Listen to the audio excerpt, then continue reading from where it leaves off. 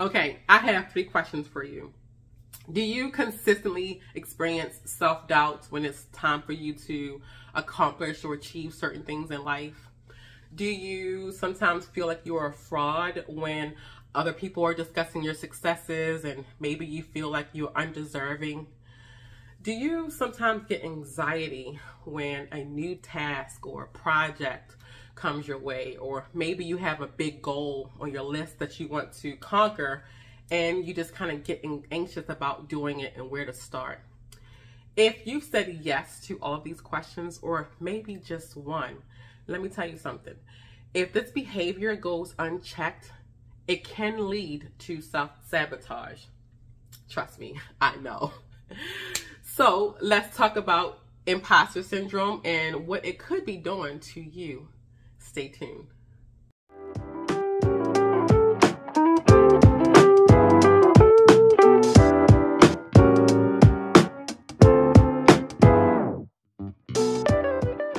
Hey y'all, hey, and thank you so much for joining me for yet another entry into our wellness vlog. I am so appreciative that you are here with me.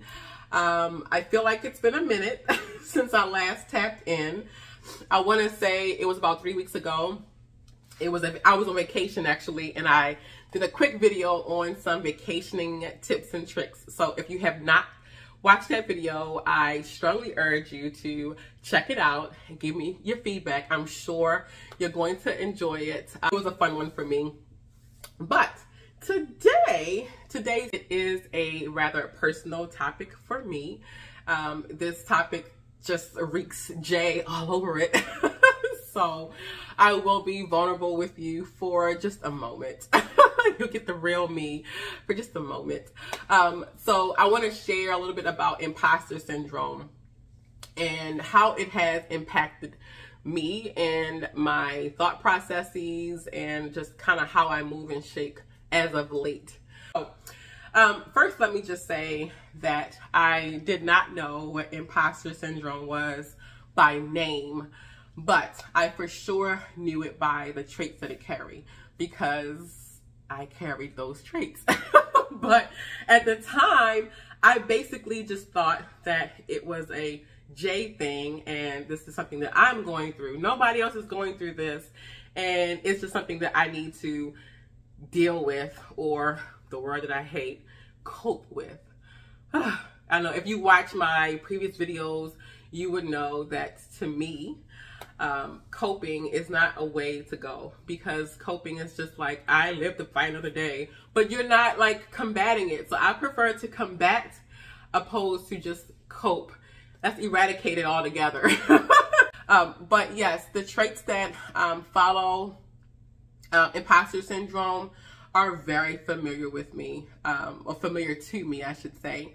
And so I really want to talk through, you know, some of those. You know, everything that I say, it may not resonate with you 100%, but maybe you'll recognize some of these traits within yourself and catch it before it becomes, you know, some kind of phenomenon that you're just dealing with that, you know, has taken over your entire psyche and you're having a harder time to combat it. So let's just talk through it. So let's just start off by defining what is imposter syndrome. So I'm no expert in this, so I'll preface by saying that, but I do know what I know. So in a nutshell, imposter syndrome is basically when you consistently believe your own words in your head that tells you that you are undeserving of your successes, you are undeserving of your accomplishments. You believe that you accomplished these things, yes, but they were because of external forces that allowed you to accomplish all that you've accomplished. Or it could be that you have some big ticket items on your list, you dream big, you know, you have a lot of goals, but when it comes time to start executing on your goals and chipping away one by one at your goals, you get anxious, you have anxiety, and you don't know where to start, and maybe you feel like you're not good enough or you don't have what it takes. So why did you put this goal on your list in the start? And so that really, in a nutshell, kind of defines for us what imposter syndrome is. I mean, basically, it's telling yourself that you are a fraud and you don't have what it takes to do anything that you've already done, you know, or to do the things that you want to do. And I am here to tell you that that is just self-sabotage. It is just negative talk, and it's just not going to do anything for you, and it will not help you to propel yourself to the next stages of your goals, your next stages of your life. So just stop it already. I wish it was that easy. It's not that easy. It's not a switch you can turn on or off. It is a process in which you need to actually put the work in.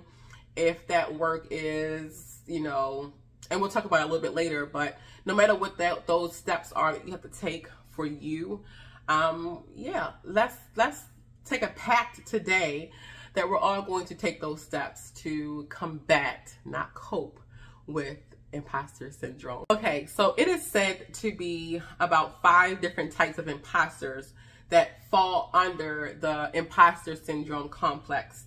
Perfectionist, superwoman, superman, a natural genius, the expert, the soloist. But the way how I like to think of it, just to take away any complexity of the definition, I just like to think of it of they're just being, you know, those higher achievers who are perfectionists, and they like to, they overachieve, and they gotta be perfect, and, you know, everything gotta be at 100%. And then the second would be those, like I just mentioned, who have high goals that want to accomplish. They want to be an entrepreneur. They want to do and set out to do exceedingly and abundantly, but they just don't think they really have what it takes to be that person. So let me just share a couple of examples with you of what imposter syndrome could look like. So let's just say you are currently leasing and you have this big dream to be a first-time homeowner. You want to buy your own home, and you know, you go through the process, and then you start to realize what it takes to purchase your own home, all the fees and the taxes and earnest money and option fee and, you know, contracts you have to sign, and, you know, just all the responsibility that come along with being a homeowner. And maybe you start to feel anxious and anxiety, and maybe this is not what's for me, so let me just stay in my apartment or continue to lease wherever I am because this isn't for me.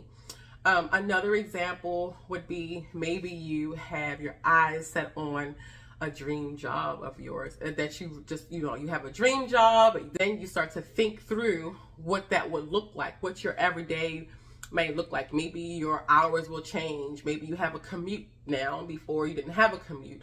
Maybe, you know, it may just mean that you would have to do more than what you were kind of willing to do for the money.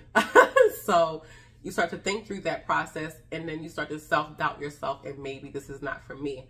Another example would be maybe you are looking to be promoted. You know, you want to move up in the company, and maybe you think that, you know, it would be great to have a seat at the table, maybe have a voice, a bigger voice in your department. But when you start to sit in that thought and you start to think through what all would change and, you know, how people will now view you, you'll have more visibility. That could give you anxiety, and that could make you take a break on that thought and rethink that.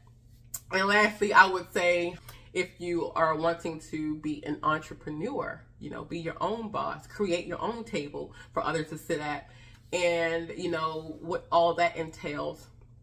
And that may bring about a lot of anxiety, a lot of troubled thoughts, a lot of fear and doubt of the unknown. So, you know, those are just some examples. And I would say the two that resonate with me the most would be the promotion and the entrepreneurship. Like, those are the ones that I think is what helped me to identify that I won't use the word suffer, but I am impacted by imposter syndrome in those realms. So, and I can give an example, you know, so thinking about my career, yes, I wanted a promotion. when I was looking and I did not want to do a lateral move. I met an achievement in my career, and with that achievement came a big project. And once I got that project assigned to me, the floods of anxiety were upon me. And man, when I get anxious about doing a new project, something I have never done before, I will do what all Virgos do, is overthink. I am a perfectionist. It is at a fault, but it's my character. And it definitely, getting that project, something that I've never done before and not even knowing where to start, I overthink the process. I probably do way more research, and maybe I do a little extra in my presentation, and, just to find out that my bare minimum that I had in mind was perfect enough, And so then you present, or however you have to communicate that information to others, you do that and you start to get the accolades, oh, this was great information. Oh, you really put a lot of work into this, I can tell. And you get those accolades, and then guess what? You start to self-doubt yourself. Like, you're getting good compliments from people, and you start to think cynical thoughts. And maybe you're thinking like, I don't think I deserve this because I put so much time into it. I deleted so much stuff. It didn't come to me right away. I had to, rewrite it and write it again. So I don't think I deserve all these accolades. And yes, you do. I had to learn that, yes, I do. I do deserve it because I put a lot of thought into what I am doing. And so that's just an example for you that I have experienced personally when it comes to imposter syndrome. So now I want to just kind of talk through some of the things you can do, I have done, that will help you to combat imposter syndrome. So one of my favorite things to do in almost any and every situation is to, number one, always give yourself grace. It's okay. It's okay to tell yourself that it's okay.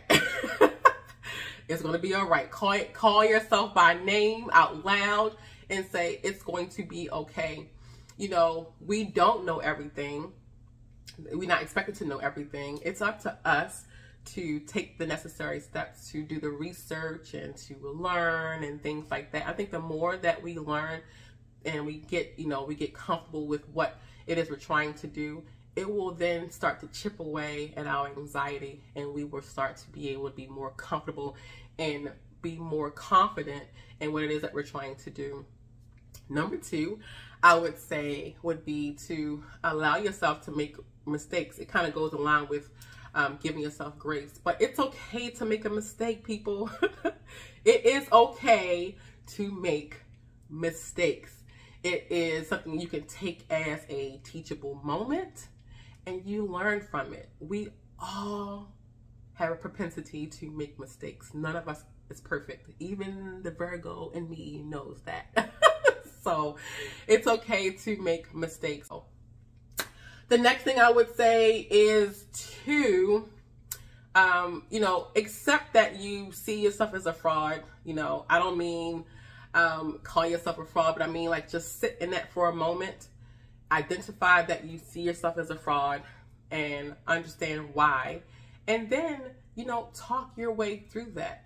And if talking your way through that means that you're going to talk to yourself out loud in an empty room and talk your way through explaining to yourself why you are worthy, why you have a voice that's unique in this world, why that you occupy a space in this world that needs to be occupied. You belong here. You belong at any place. If you want to be at a certain boardroom, you belong there. If you want to be on the TV screen because you want to be a news anchor or an actress or whatever, you belong there. We all bring about a certain amount of uniqueness to from us that we can share with the world. So, sit into that for a moment and say, okay, I'm a fraud. Why do I think I'm a fraud? And then explain to yourself why you're not a fraud and work through that. Trust me. The next thing I would say is to get out of your comfort zone. So if you are in this box and you're familiar with this corner, that corner, this corner, that corner, and you've conquered everything in this box, it's okay to get out of the box. Trust me. And get out of your comfort zone and learn. Like I just mentioned before, learn more things, you know, cultivate an experience of just growth. And you can only grow by learning, researching, listening to, you know, I say listen to books because I only listen to my books. I don't read books like that anymore. That's I'm on vacation. So whatever you need to do, I would just say get out of your comfort zone. And the next thing I would say is to recognize your successes. Like these things you need to recognize what you've accomplished. If you need to even remind yourself, that's going to help this imposter syndrome. Remind yourself of all the steps it took for you to get there. I will tell you this. I have been living in this state for 12 years. And when I came into the state 12 years ago, if you ask me, I had nothing. Can you see I had nothing. Like I feel like I had nothing anyway. This is the mind frame that I had when I first came. And to see where I am today, 12 years later, I did not envision that, not with this imposter syndrome looming over my head. I did not envision that I would be as successful as I am today. And with that being said, it took me a long time to even say that I am successful. I would hear people tell me all of the time, and I just didn't accept it. And so that took time for me to actually admit, you know, it is what it is, and be congratulatory to myself, and to sit in that, you know, sit in those thoughts as well. The very last thing I'm going to say to you is to visualize, you know, what success looks like to you from here on out. So if there's more you want to accomplish, if there are things that you feel like it's out of your realm of reach, out of your reach. Sorry about that. It's out of your reach. You know, visualize what does that success really look like. And, you know, again, as I always say, chip away at those things, those items, step by step, one by one. Those are some of the things that I've found to be successful. And I hope that you find to be successful. It doesn't have to be complicated. And we can definitely unlearn some of the behaviors that we were taught or that we've picked up along the way, or we just assume is the right way to think. You know, you are someone, you have a right to be here, you have a right to be there, you have a right to be there, you have a right to be at the table, use your voice, occupy whatever space you want to occupy. We have to reverse this curse. You know, back in the day, you used to always talk about don't believe the hype. Well, I want to turn that around, and I want to say believe the hype. If people are hyping you up and saying how you've done so much and you've accomplished and they aspire to be like you, believe the hype. It's okay. It's okay to believe the hype. You are not a fraud. You are not an imposter. You worked hard. You went to school. You took notes from your grannies and your aunties and your mama, your daddy. You know, all those things accumulated and brought you to where you are. And you are you. It's only one of you. So sit into that as well and appreciate that. So thank you all. I hope that you enjoyed this topic. It was a release for me as well. Remind me a lot about what I need to do, what I need to continue to do, and reverse the curse and believe the hype. You know, so I hope that you found this helpful. Please leave your comments down below, good, bad, or indifferent. I welcome them all. I look forward to being in front of you all again. I thank you again for your time and your love, your support, and just for taking a moment to, you know, enjoy these entries with me. So with that being said, I hope that you all continue to be well, live well, be safe in this world that we're living in, and we will catch up again soon. Thank you for those who subscribed. If you have not, make sure you subscribe, and I will talk to you later.